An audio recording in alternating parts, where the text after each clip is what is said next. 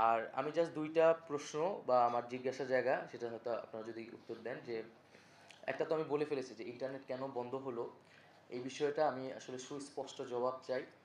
এবং আমরা তো বুঝি এটা পলিটিক্যাল একটা জায়গা থেকে করা হয়েছিল, বাট এখানে আসলে ব্যুরোক্রেটদের কী সম্পর্ক ছিল এবং এখানে জন্য রেসপন্সিবল পার্সনটাকে আমি দ্রুত সময়ের মধ্যে এই এই তদন্ত রিপোর্টটা চাই। আসলে আমি এটার সম্পূর্ণ ব্যাখ্যা চাই। এটার জন্য আসলে কে কারা দায়িত্ব নেবেন বা এটা আপনারা একটু বলবেন, এটা আমাকে আমি জানালে খুশি হব। এটি হলো যে আপনাদের চিঠি দেওয়া আছে 4 তারিখে, বিটিআর সিটি চিঠি দেওয়া আছে এই বিষয়ে ব্যাখ্যা দেওয়ার জন্য 4 তারিখে। পাইছেন চিঠিটা? আপনি ছিলেন না? এটি হলো আচ্ছা, মানে এত ঘটনা হয়ে গেল, তারপর আপনার জিনিসটা রেডি করে রাখেন নাই যে এটা কেন হয়েছে? আমি তো ভাবছিলাম আমি এসে প্রথম দিন এটা দেখবো। আমি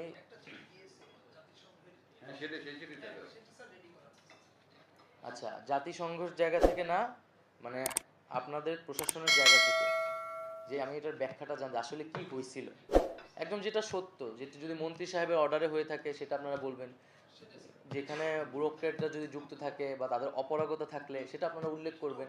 হ্যাঁ, সেই অনুযায়ী আমি চাই দ্রুত সময়ের মধ্যে, এটা কত সময়ের মধ্যে আপনারা দিতে পারবেন?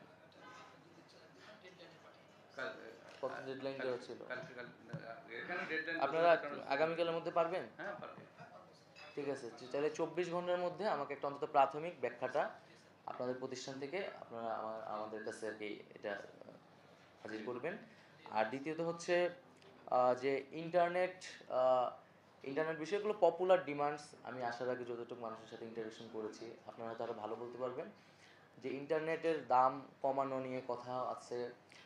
বিশেষত মেয়াদের বিষয়টা নিয়ে অনেক কথা আছে, যে ইন্টারনেট এটা আসলে সিম কোম্পানিগুলো মেয়াদ কেন থাকবে, বা এইটা নিয়ে আপনারা একটু বলতে পারেন খুব ছোট করে, আমরা হয়তো পরে এটা নিয়ে আলোচনা করবো আরও।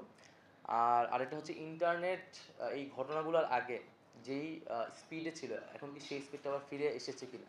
অনেকে বলছে আসে নেই এখনো। এই স্পিডের বিষয়ে বক্তব্য কি বিলিসেল বলেন তো?